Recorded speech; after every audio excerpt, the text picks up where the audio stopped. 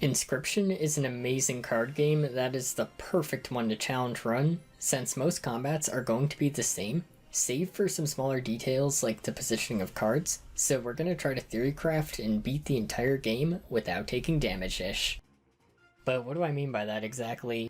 To find out, we'll have to talk about challenge run's scariest, nightmare-inducing, most horrifying concept. Semantics! Whoa. This means the scale being in the middle or anywhere on the right side is fine. We can still take damage as long as said damage will result in the scale still being in one of these areas. But if the scale ever tips towards the left side, restart the run. There will be major spoilers for Inscryption in this video, and this amazing game is best played blind, so if you want to avoid them or at any point in this video want to try this game, click off. It won't hurt my feelings that bad. Alternatively, you can close your eyes and say la la la la la la for 30 minutes. Starting now.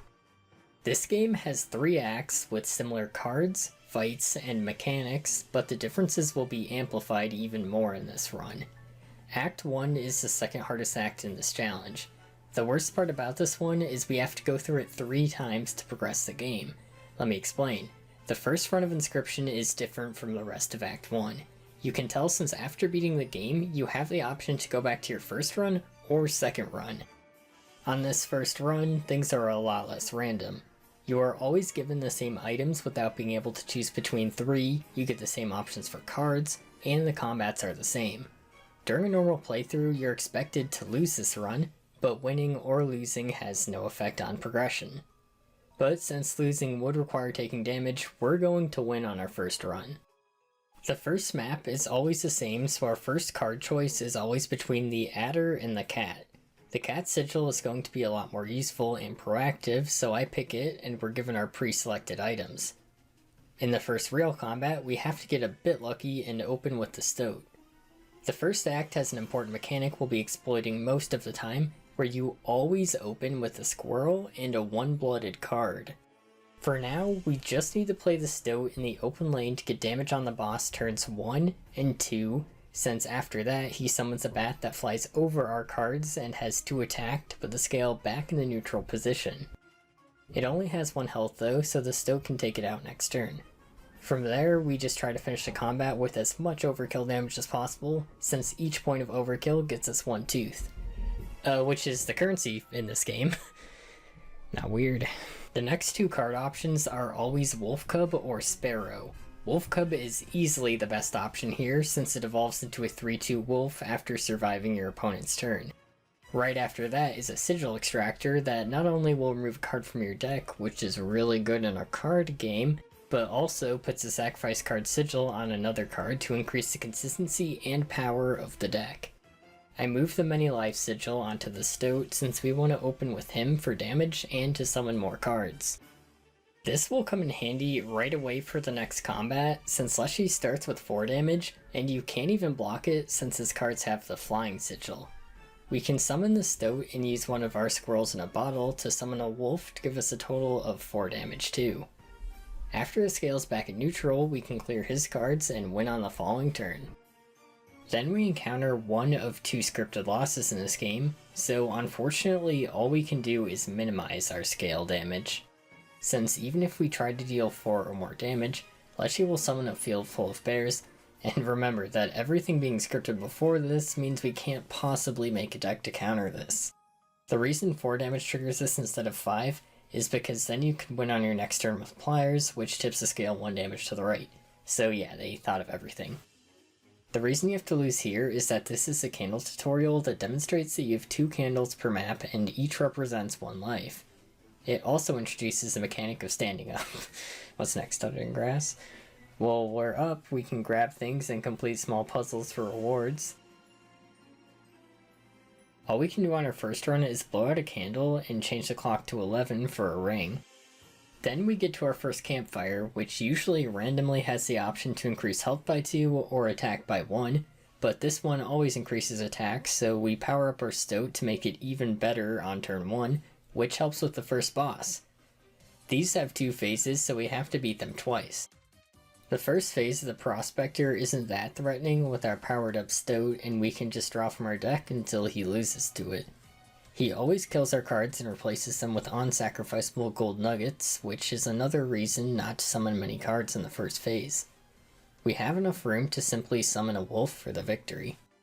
After beating a boss, you have a choice between 3 rare cards. We have to see either Strange Larva or Uriuli to even have a chance at beating the next boss.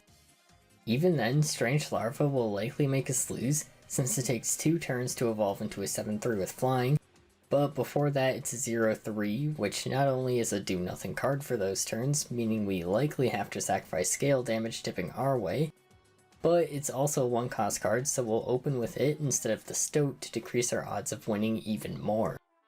Luckily, we find Uriuli, so we make our way onto map 2 with high hopes. From here, things aren't scripted anymore, so my tips are going to be more general. I still avoid 1-blooded cards and thin the deck while making bad cards decent to reduce bad hands. I also want to use all my items so I can pick up 3 new ones, since we're going to need the scissors or the hourglass to beat the next boss.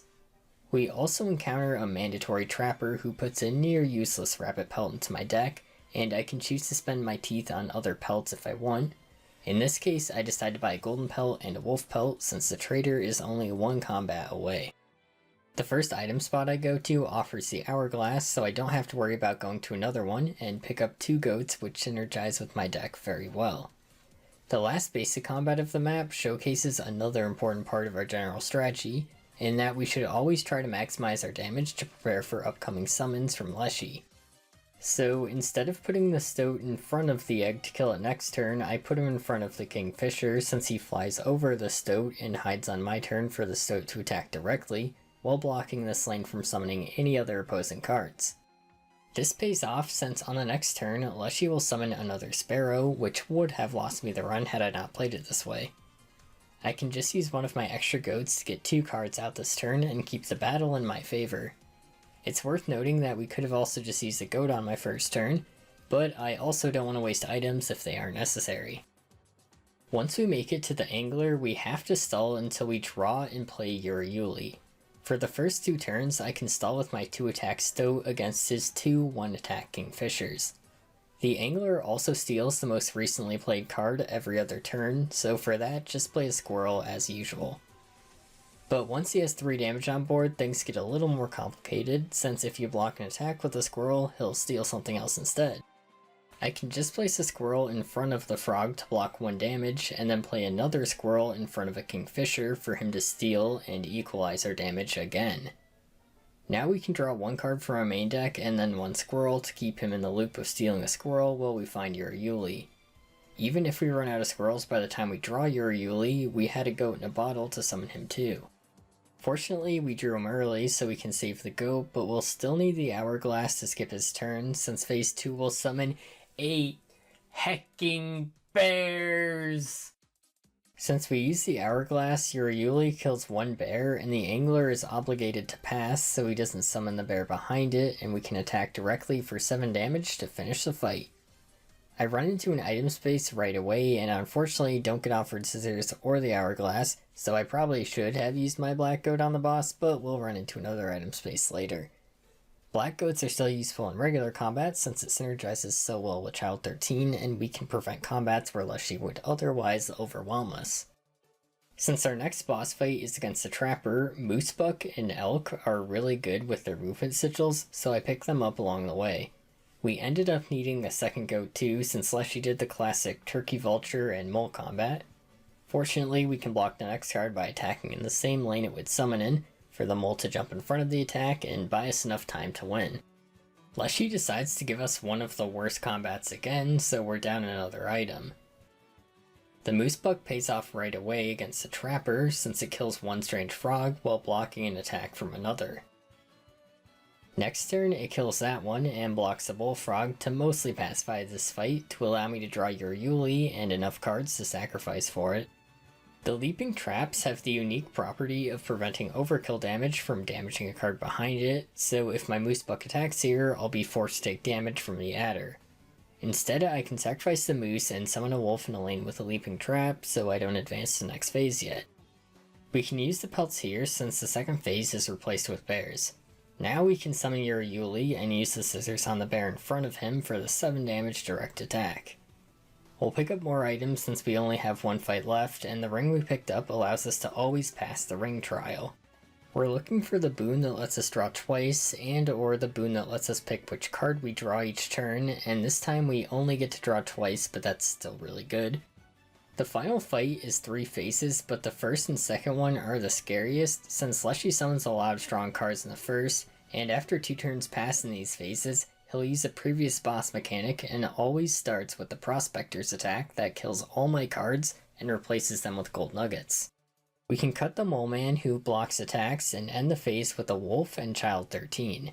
In the next phase we can use the Hourglass to skip it and end on the easiest phase with a 0 attack Moon thanks to my Stinky Wolf.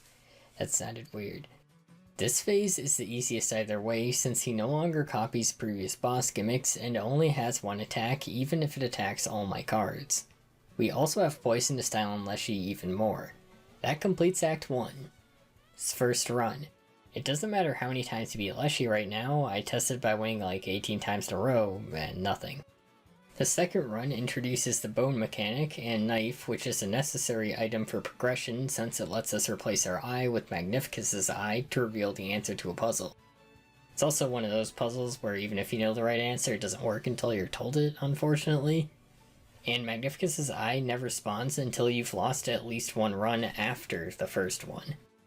My guess is that the game wants you to make a death card. So this is our other forced loss. But don't worry, we've still got something interesting in this run. Since we only have 2 lives normally, we actually want to lose at the first boss, since boss fights blow out our extra candle for the smoke card.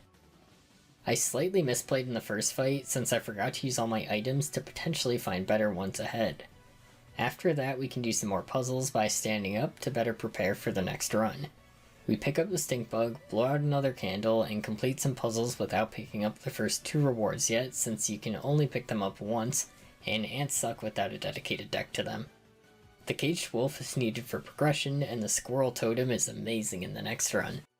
Since I'm only worried about getting to the first boss, I don't have to worry about future ramifications of my choices by avoiding sigil extractors and campfires in favor of more items.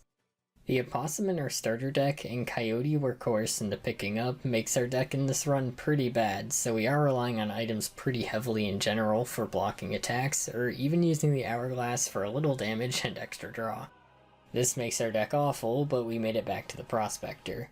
We can summon the caged wolf for the cage to get destroyed and then immediately lose to progress the game onto the final run of Act 1. The bone cards in my deck actually help here since my death card is a 2 bone 3/2, which is just a better version of opossum and coyote. I choose not to pick up the knife right away since it's an extremely powerful item that I want to save until necessary and still takes up an item slot. Since it's the 3rd run, we can put out the last candle for the upgraded smoke card. I pick up the skink since it's already a great card on its own and has even better potential synergies. When picking between tribes for random cards, I like to go with Canine for safe high damage dealing cards, or Reptile for powerful synergies. We want to avoid birds since flying is unreliable in this challenge, and again, insects have ants. The squirrel totem is about to come in handy since it can give our squirrels a sigil, which can have insane synergies like Unkillable or Fecundity, or Fledgling is okay I guess.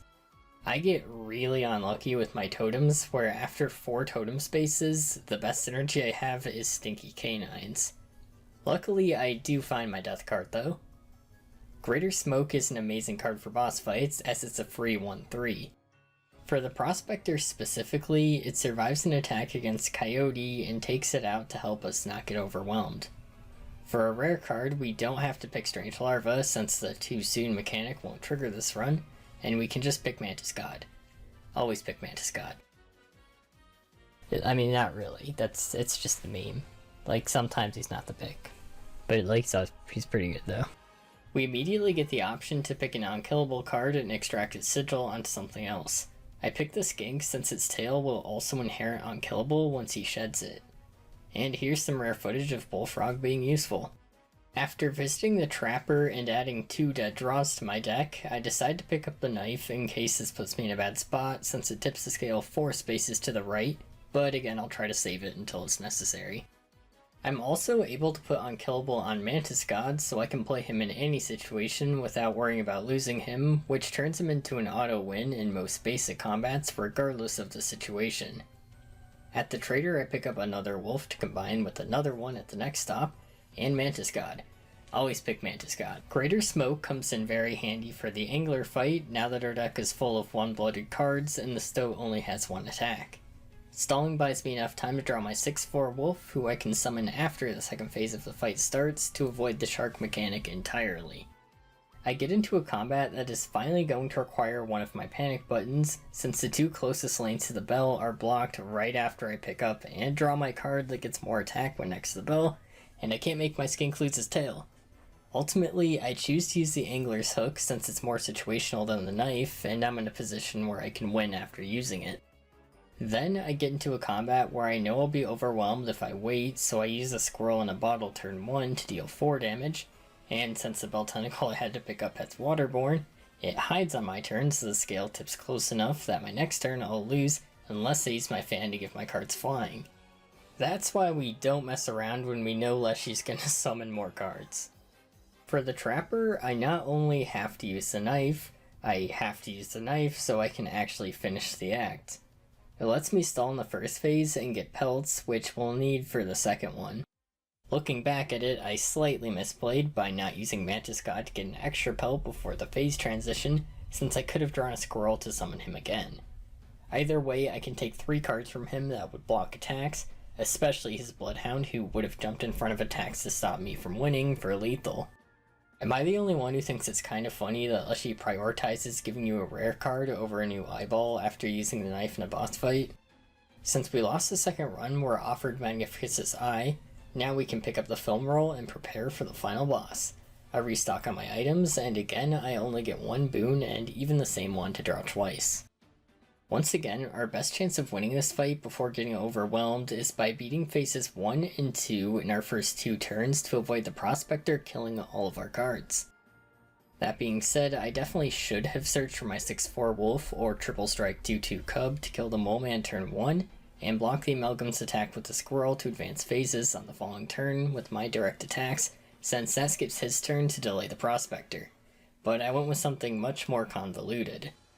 I summoned the Stunted Wolf and Mantis God to block the lane the Amalgam was going to get summoned in. Then I used my first draw to see that I got Bell Tentacle, so I draw a Squirrel, use my Black Goat to tribute Mantis God, play the Bell Tentacle using that, and summon Mantis God in the middle for his 3 attacks to damage the scale, along with the 2 damage from Stunted Wolf to advance the phase. Don't worry, I can't overcomplicate the second phase since I brought the fan to simply fly over the stumps to get to the moon. The Stinky Canine Sigil finally pays off as the moon can't do anything with 0 attack. Which means we finally beat the game without taking damage-ish. Time to celebrate with the picture. Right off the bat, we got bad RNG. The Magician is way cooler. We have a choice between 4 different starter decks, with the only real option for this run being the Beast deck, since it's the most functional without additional cards. The first thing to pick up is the 4-leaf Clover, which allows us to reroll our entire starting hand. While here, we also pick up the Salmon, which will be helpful soon. We also pick up all card packs that we can in chests before the first fight. We have 4 options for who to fight first, and my choice partially depends on which cards I opened. I usually choose between the Prospector and Royal, since the Prospector can give you some extra foils to buy Squirrel Balls, which will help with Royal's fight. In this case, my cards were much better suited to just fight Royal first. He only summons 1 skeleton every turn for 5 turns, and has a ship that summons a skeleton where it was after moving at the end of the turn, which don't attack yet since they were summoned at the end. Skeletons have the major weakness of dying after attacking due to the Brittle Sigil, which is why I didn't go for the Bone deck myself. Since you can freely build your own deck this act, with the only restriction being that it must have at least 20 cards in it, I brought a deck full of things that can block the skeleton attacks, like Warrens that have 2 HP so they can block 2 attacks, and let's not forget the rabbits it produces can also block an attack. Moleman can block 6 attacks himself and even jumps in front of them. Once skeletons are only coming from the boat, I can summon an elk in a spot where it follows the boat and kills the skeleton it makes every turn, so I can just draw my entire deck. The turn before I end the combat, I deal exactly 4 damage to increase my overkill damage by 4, and by extension get 4 more foils, which is the currency in this act. On the last turn, I summon Uriuli and 2 field mice for 10 foils. I only need it 4 right now, but we'll be using a lot more throughout the act. I can use them to buy Bone Heap to get more foils. We want our deck to be able to survive the next fight while generating as many bones as possible, since we can continuously spend 2 to increase the attack of Bone Heap by 1 for even more overkill damage. There are many different ways to do this, but with the cards I opened, I can buy a Squirrel Ball and a Cat and add a bunch of cards to block brittle attacks again. I probably should have added a few more cards that could deal with the 1/1 flyer that Casey starts with, but our mole man can block 6 attacks from it as I block the other attacks with different cards until I draw what I need. Squirrel Ball comes with the added benefit of the squirrels it makes producing bones. We can hammer them to make space for more. That sounds bad, but the hammer is an item we can use infinitely in this act on our own cards, which is very useful in a lot of situations such as this one. I end up giving my Bone Heap 1 attack to cancel out the flyer's 1 damage to stall until I draw Field Mice. Field Mice always adding a copy of itself to my hand allows me to produce a ton of bones. I contribute a copy of it on board in one of my many squirrels or rabbits to summon 1 from hand. This essentially turns every squirrel into 2 bones, and the cat allows me to tribute Field Mice and pseudo-tribute the cat for 9 more bones, since the cat can only be tributed 9 times before dying. After spending all our bones, I get Bone Heap all the way to 19 attack, and get 25 more foils, which, believe it or not, means I can now guarantee that the rest of the act is 100% safe to be damageless. Damageless-ish. This is due to a mechanic that works similarly to how you're guaranteed to draw a 1-blooded card in Act 1, where you're guaranteed to draw at least 1 starter card, as I call them. I don't completely understand what makes some cards starter cards and some regular ones, but I think a starter card is one that requires some sort of cost, be it blood or bones, but not a cost too high where the game expects you to not be able to summon it turn 1. This makes almost every minion that costs blood a starter card, like a Stoat, a Hawk, and even a Bear, but notably Uriuli isn't a starter card, which I believe is due to it costing 4 blood. So I'm guaranteed to open with a starter card. How does this benefit me to the point of making the rest of the act a cakewalk? Well, that's due to which cards aren't starter cards, namely squirrels and skeletons. If I fill my deck with 19 squirrels and a hawk who is a 2-blooded flyer with 3 attack, I can always summon him turn 1 for the 2-turn win. It doesn't have to be a hawk for some fights. We can give the angler a taste of his own medicine with a salmon of our own while blocking his attacks with squirrels before he summons another one. Other fights actually need the hawk. The trapper has a card that will jump to and block non-flying attacks. Lechy himself might work with field mice, but he can summon a lot of different cards, so I think the hawk is a safe play here. We still interact with his second phase gimmick in that the first card to die determines the cost of our 1/1s that Lechy replaces your hand with. So since I blocked an attack with a free squirrel, I can play the 1/1s for free and block attacks as well as have them attack, which buys time for my hawk to kill his mole man and win the combat. Unfortunately, we don't have enough foils to style on our opponents yet, so we just use skeletons plus Mantis God to OTK Goobert.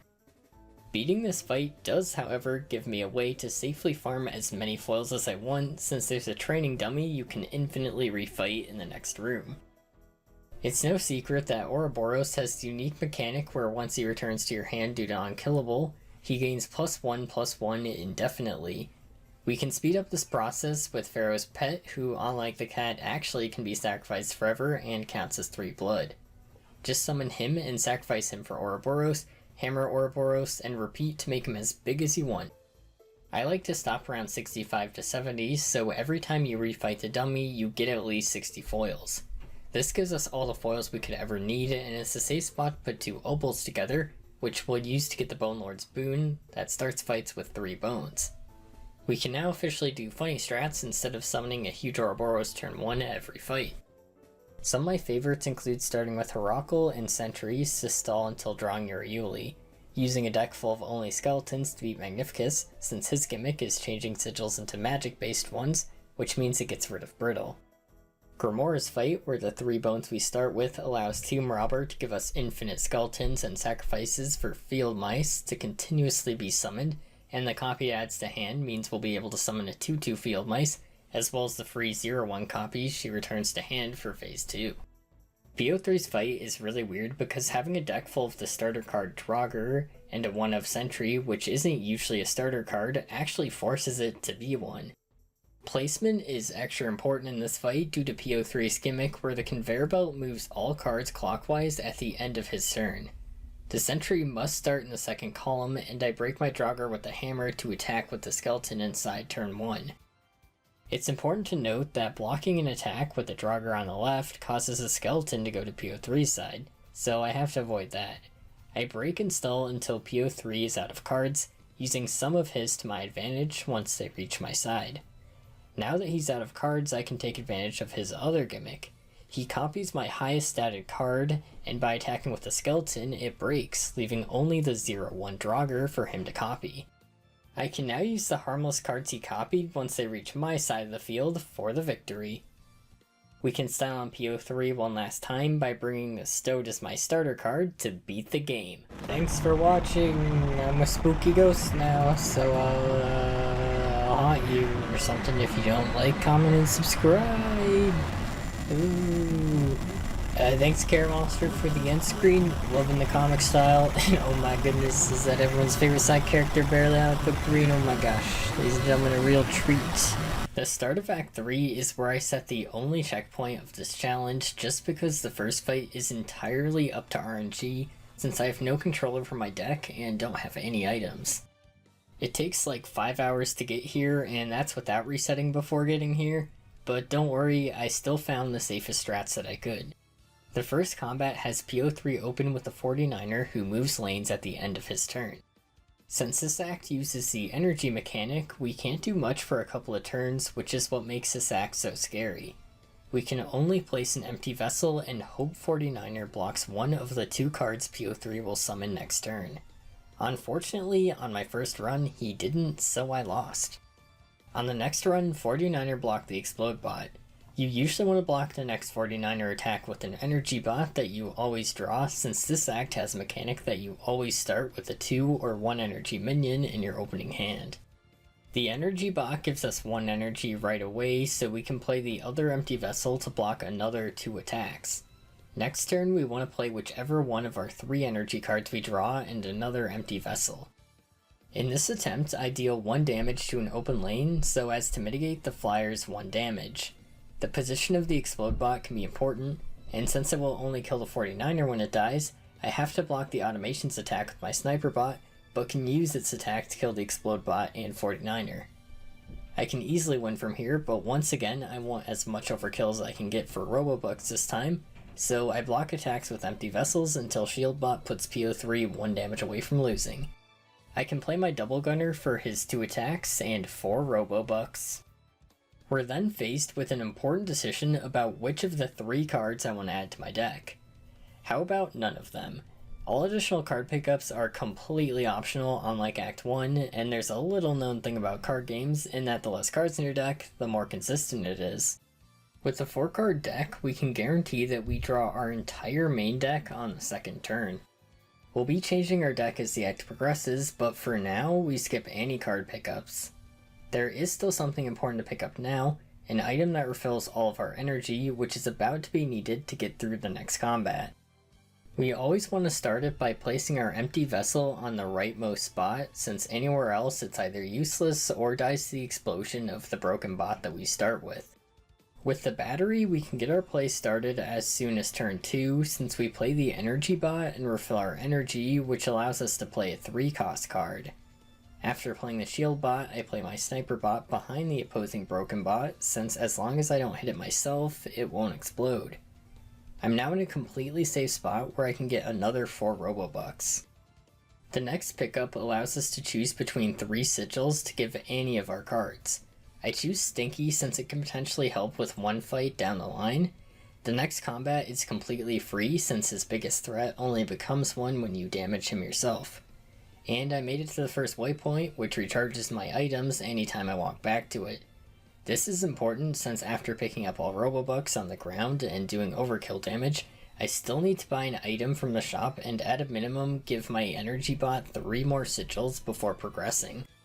This sounds like a lot, but there's a mechanic in this act that respawns fights once you go back to the waypoint. We can use this to our advantage since the first fight is against alarm bots who give cards in front of them plus 1 attack. This allows me to get a bunch of overkill with Double Gunner. We can fight this again, but now that we're on a winning streak, we have a bounty on us, which means powerful bounty bots can start appearing as soon as the 3rd turn of any non-boss fight in place of what a combat would normally summon. Some of these can completely ruin our run like a huge flyer, so my strategy is only to be able to win before a bounty bot can possibly attack. To do this, we'll need to buy the item from the shop for 26 Robobucks that gives all my cards nano armor. Turn 1 we block the first alarm bot attack of course, then turn 2 play energy bot in any lane not in front of that. Instead use the battery to get your energy back and play sniper bot in front of the alarm bot for extra attack. This wouldn't make sense without the nano armor item, so use that now. Attack directly with sniper bot, which makes it so next turn we can always win by attacking directly with sniper again as long as we also do the same with shield bot. Most of the time we want overkill damage though, so for that have the same turn 1 and 2. Turn 3, if we don't see a bounty bot, summon the shield bot in front of where the alarm bot will be summoned to deal 1 damage and survive the attack. Turn 4 just attack, and on turn 5 we can summon Double Gunner for 5 overkill damage. We can use the money to keep buying the item for 5 more Robobucks each time, which gives 1 of 3 random sigils. The most important ones are Sentry on Energy Bot, Mighty Leap would have worked too, and Stinky is the next best, but not great. We also want Bifurcated Strike on Sniper Bot, which we find pretty quickly. There's a shortcut we can take to avoid the fight we've been grinding on, which allows us to safely keep our 2 items for the next fight before another waypoint. Once we get there, we can stand up to pick Mrs. Bombs or Road Up. We have the option to go up or down to make our way to one of 2 available bosses. But going down requires using all of my items in 2 fights in a row since both combats start with 2 cards with at least 1 attack, which means our only option is to go up. We can freely use all of our items here since beating this fight unlocks a shortcut to skip it after refilling our items. Our most important item combo is clearing the field of any obstacles and using Mrs. Bomb's remote. This summons bombs that explode above them and adjacent on both players' fields, but we have the advantage of giving all our bombs nano armor. This makes our bombs survive with varying degrees of nano armor depending on obstacles on the opponent's side, as well as freeing up spaces to let my other bombs attack directly. After refilling our items and taking the newly unlocked shortcut, we reach a fight where we can't afford to use our nano armored bombs combo since we need it for the next fight down this path. PO3 always starts with Grizz that transforms between a 0-4 and 4-4 every turn, so I play an empty vessel in front of it. The reason we wanted Sentry was for the Sonia, which is a 2-1 flyer. Keep in mind, bounty bots can only get summoned on the next turn, so we're still safe. Sentry kills the Sonia before it can attack, and I use my battery to summon my double striking sniper bot for guaranteed lethal next turn with shield bot. Like picking up extra cards, we also ignore the fledgling sigil as transforming between weaker beasts is a bad thing. We can't avoid the trader though, which forces us to trade a card from our deck for one of 3 random cards. Since we always want to open Energy Bot for now, I make sure to trade my Double Gunner for another high cost card, and that high cost for another one for other times I run into the trader. Now we can use the nano bombs to get to the next waypoint and first boss of the act. This boss has a camera gimmick where after the first turn, every turn you can take a picture of your board, revert the board back to the last picture you took, or do nothing. We can start with nano bombs, take a photo of them next turn, and once we switch to the second phase, get rid of my opponent's board by reverting it back to the last picture and attacking for lethal. After beating a boss, we can upgrade our empty vessels. Out of the 3 that the photographer offers, nano armor is the most useful. Now that a boss was beaten, the bridge is fixed and we can go left. We use all of our items on the first fight, since after it we can remove a card from our deck. A 3-card deck means we always start with the same hand, but 4 is still enough to always draw our entire deck on the second turn, so we pick up the Lonely Wizbot for that sweet, sweet stimulation. The Lonely Wizbot is special since it has 2 attack, which is the highest attack on a 2 energy card, but we can make it even better. We use all of our items to go an optional path that gives us the Overclock Sigil to raise the attack of Wizbot by 1, with the downside of it being removed from our deck if it ever dies. This is a little awkward since he has another sigil that's easy to forget about that moves him as close as possible to a new card that you summon. But the upside far outweighs this, as I can summon him on turn 2, have him deal 3 damage, which means on turn 3 he'll deal another 3 damage, which wins the combat by itself without needing items and avoiding bounty bots. I still need items for combats that summon 2 attacking enemies on the first turn, but there aren't 2 of these in a row before the next waypoint, so we can afford that. We now get to the next mechanic of the act, where I can choose a gem for all of my vessels, with blue being the obvious choice, as once I gemify my Wizbot, he will now only cost 1 energy while a blue vessel is on my field. By playing a vessel turn 1, I can now use my battery to refill my energy and play Wizbot on turn 1 as well for even quicker fights. This seems pretty broken, but after turning on the Wi-Fi, we can now get rid of another card in our deck to always open with the same 3 cards, and scrap a card to turn it into whatever we want for the cost. We get points to make our own card equal to the amount of sigils the card we scrapped had, so our 4 sigil energy bot gives us 4 SP. There are a lot of broken combos we can make, but the one to close out games as fast as possible is a 3 attack double striking card. We don't have enough SP for that though, so we're gonna have to give it negative sigils for extra. We give it brittle and annoying, both of which don't actually matter if we play right. We can also gemify this card so it'll only cost 1 while a sapphire gem is on board, just like Wizbot.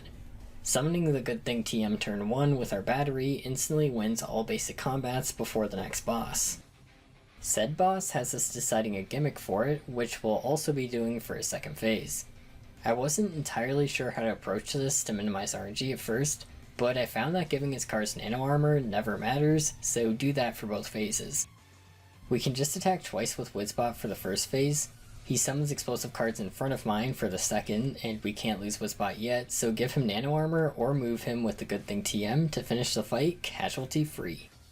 This fight offers the best empty vessel upgrade by far, Battery Bearer, so we can now play a vessel turn 1 and it gives us an energy to play one of my gemified cards.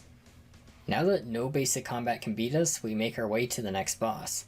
This one starts with the mole on the field before we even attack, so I play Wizbot turn 1, and on turn 2 I play the Good Thing TM to advance to the next phase.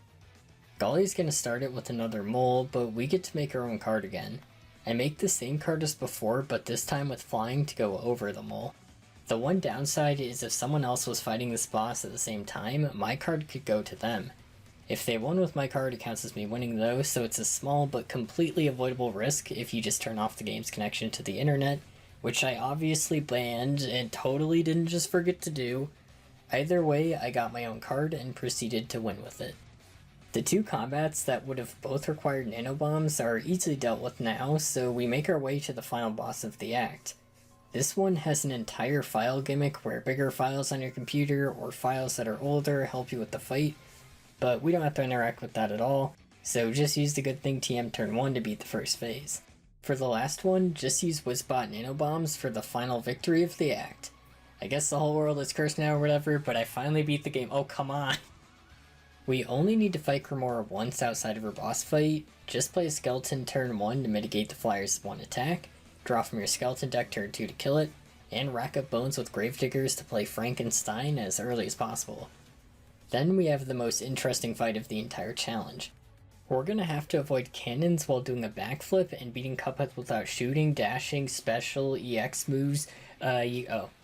Leshy's fight is actually mean. Since I restarted Act 3, I get a random deck instead of the one I used in the first act. He gave me a pretty bad deck, but I made a pretty stupid misplay, which is what really put me in a bad spot. Leshy decided to go in. He gave me an awful deck. He just gave me a really bad deck. I think I misplayed too earlier, but...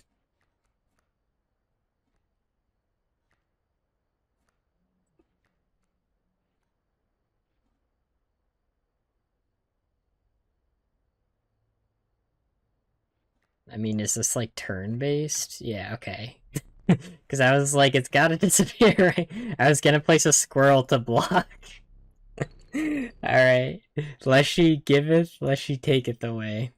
And the final fight is unfortunately impossible to win since Magnificus just summons way more cards than you possibly can and doesn't require Mox cards, well, you do. Mental Gymnastics, my favorite card. I activate this and I no longer... I'm the best challenge runner ever, and I definitely didn't misplay in the fight before and almost lost the run. Okay, so I guess we do have to fight, so let's play our Mox, alright? Let me think really hard about which card I can play. Since I have the green Mox, I can play the green card. That's not green, let me just... Okay, that's not working either. Oh, what do you... Dude, I'm trying to play my hand out here. Oh, real mature. You just screwed up? Yeah, I guess I lose. Well, I'm gonna leave. I give up.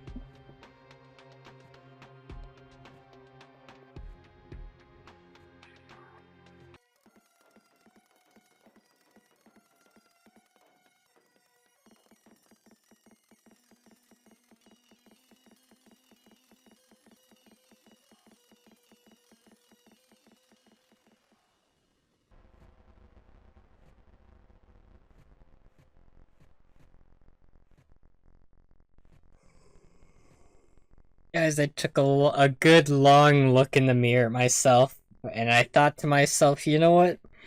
I'm not gonna give up. I'm gonna try my best. Oh, it's over?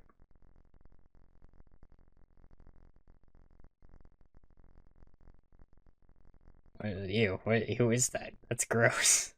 Ew. That's some kind of monster or something? I told you. And now I took damage. So, I lose the challenge. I took damage right there. I died, so I'm dead now. Thanks for watching. I'm a spooky ghost now, so I'll haunt you or something if you don't like, comment, and subscribe. Ooh. Thanks, Care Monster, for the end screen. Loving the comic style. And oh my goodness, is that everyone's favorite side character, barely Alec but green? Oh my gosh. Ladies and gentlemen, a real treat.